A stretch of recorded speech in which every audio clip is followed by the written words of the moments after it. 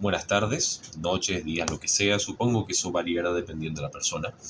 Bienvenidos a nuestro canal, un espacio en que nos dedicamos a analizar la historia política, social y económica del mundo y también el pensamiento humano desde una perspectiva justicialista, tratando de llegar a tener una idea más o menos clara de cuáles son los desafíos de nuestro país en la actualidad.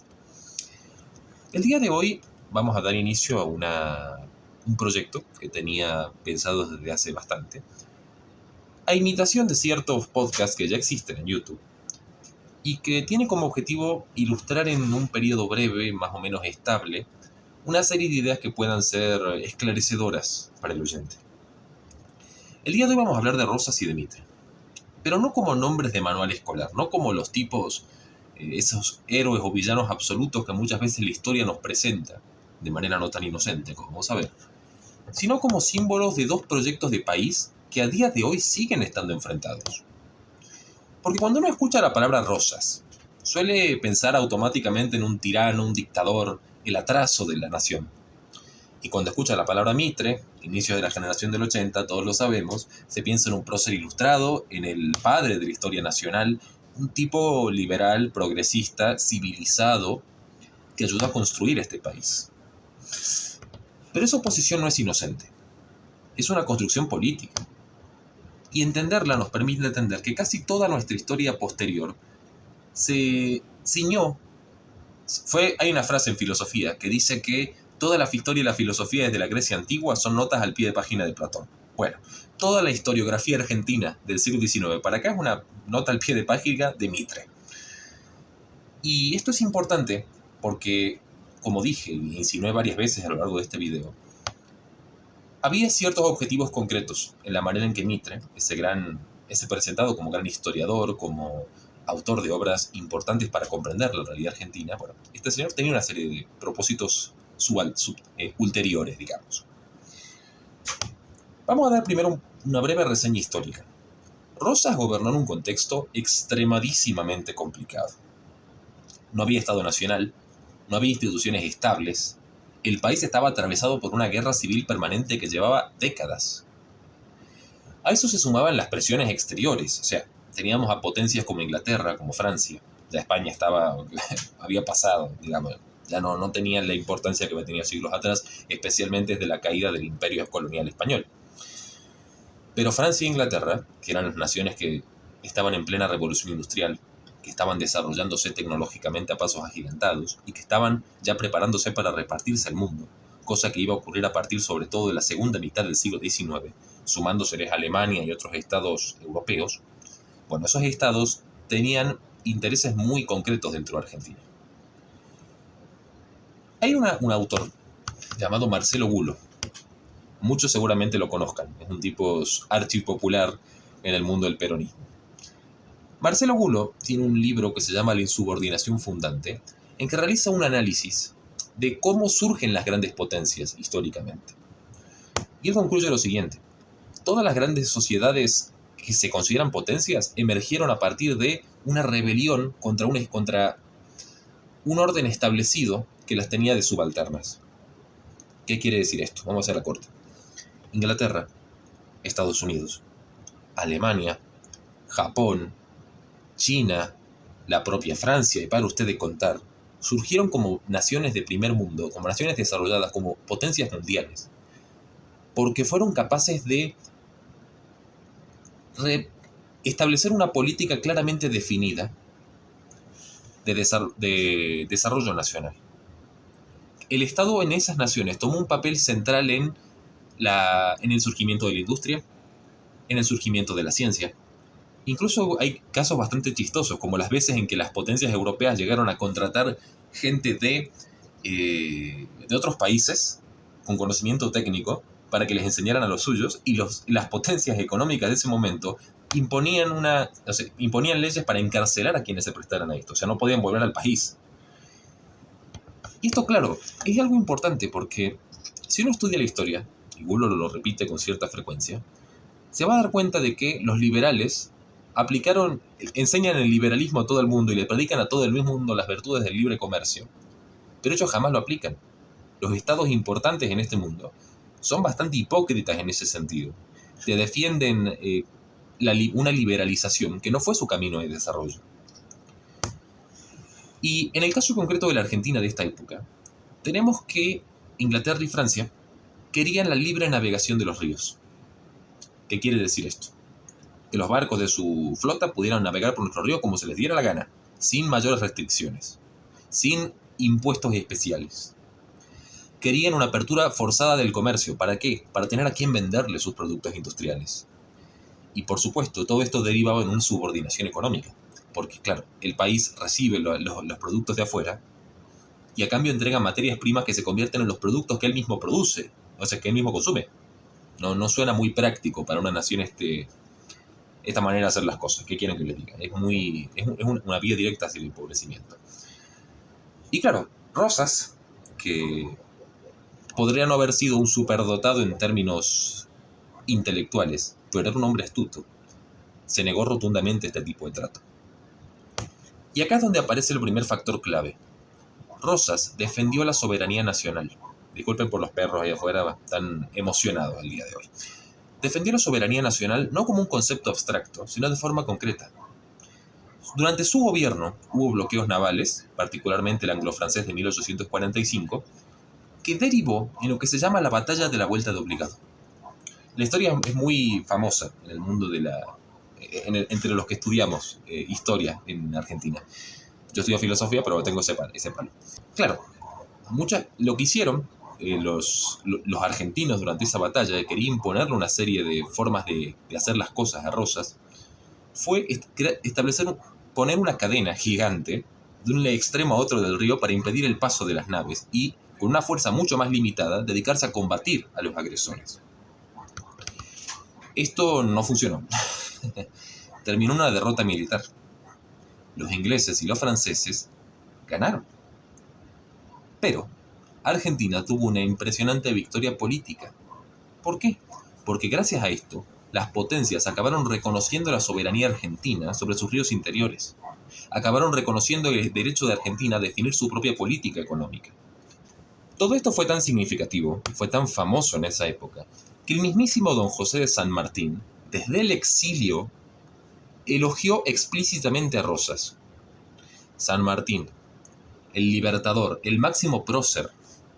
Esto que muy rara vez se dice en las escuelas, o se decía en las escuelas antes del kirchnerismo, incluso hoy. Se presenta, porque esa es otra, muchas veces se presenta a San Martín o se lo piensa como un libertador apolítico, como un tipo que simplemente quería la independencia y listo. Pero no, San Martín tenía una idea específica de qué Argentina quería. Ni siquiera qué Argentina, qué América Latina quería. En el plan de reconciliación hispánica, por ejemplo, él planteó la necesidad de unificar toda América y unir políticamente a la América independiente a la hispanidad en su conjunto, a través de un miembro de la familia del rey Borbón de España en el trono de América. Algo que, bueno, evidentemente no se suele mencionar mucho porque no conviene, porque nos muestra que la perspectiva de San Martín era mucho más política, más incompatible con los intereses de ciertos grupos políticos y económicos de lo que se suele pensar. Ahora bien, está claro que Rosas no era un demócrata liberal, ni pretendía hacerlo tampoco. Era un tipo duro, gobernó con mano de hierro, persiguió opositores, concentró el poder de una manera impresionante. Eso es una verdad objetiva. Todo esto es cierto, pero la pregunta histórica importante en este caso, como ocurre muchas veces en la historia de una nación, no es esa, sino otra. ¿Al servicio de quién estaba ese poder? Porque Rosas representaba un proyecto federal. ¿Qué quiere decir esto?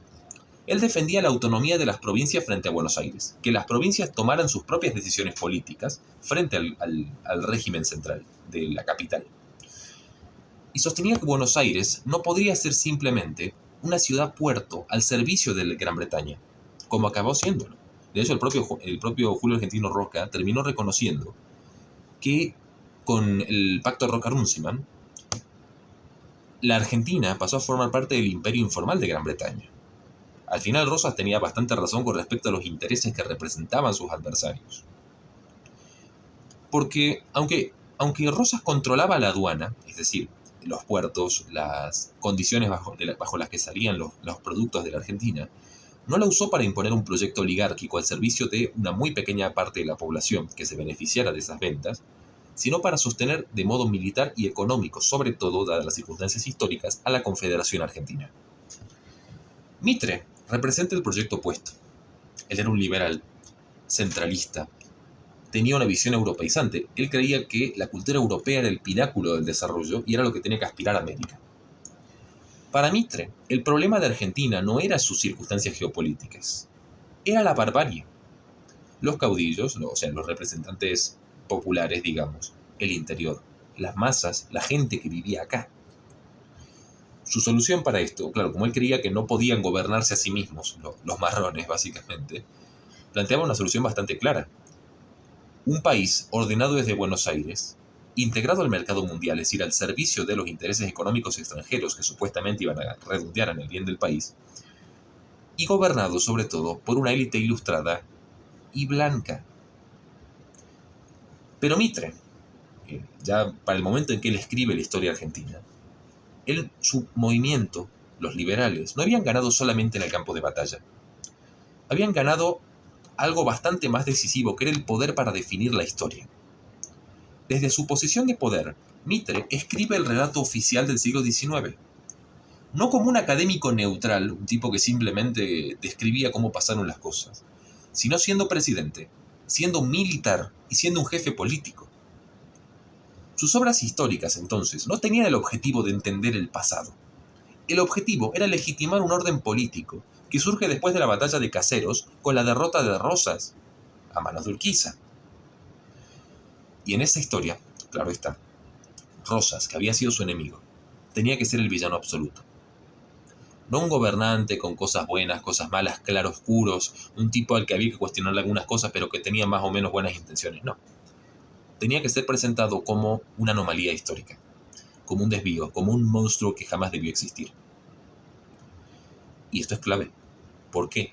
Porque cuando una sociedad acepta esa visión de su propia historia, está aceptando la idea de que todo proyecto nacional y popular es una desviación peligrosa.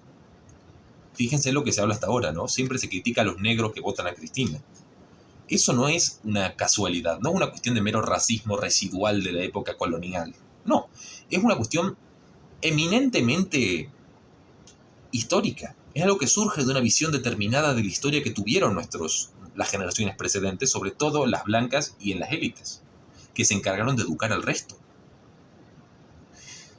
Para ellos es importante que creamos que el único camino legítimo es el liberal, el que depende del extranjero, el que está abierto al mundo, el que mira a Europa como proyecto aspiracional. La famosa dicotomía de civilización o barbarie de la que tanto hablaba Sarmiento, por ejemplo, no es una categoría cultural, es una herramienta política. Sirve para deshumanizar al otro, para tratarlo de cuca, para tratarlo de negrito, para justificar su exclusión o incluso su exterminio, ya sea simbólico o real, como pasó a lo largo de la historia argentina. Es un conflicto que no termina con Rosas y Mitre.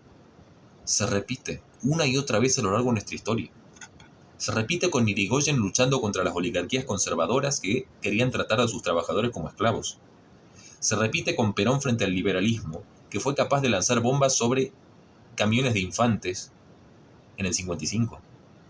Se repite cada vez que el pueblo intenta convertirse en un sujeto político, porque aquí está el núcleo de todo. La visión liberal de Argentina. Y no digo que sea así en el caso de cada liberal individualmente, ni siquiera cada referente liberal de hoy, pero es un hecho histórico que, en muchos aspectos, teme a que el pueblo se convierta en un sujeto político, porque lo asume incapaz de asumir ese rol. Por eso, el antiperonismo no surge de la nada.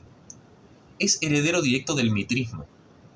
Cambia las palabras, cambian los modos, a veces son más agresivos, otras veces más violentos físicamente, otras veces son un poco más moderados, más civilizados incluso, pero la lógica es la misma.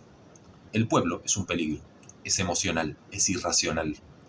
La élite, en cambio, es racional, es técnica, es moderna. Rosas sigue siendo una figura incómoda porque demuestra que la Argentina pudo haber seguido otro camino. No era un camino perfecto ni ideal, pero era un camino soberano. Mitre necesitó borrar esa posibilidad para que el liberalismo pareciera natural e inevitable, el único camino posible, el único desarrollo propio del ser argentino.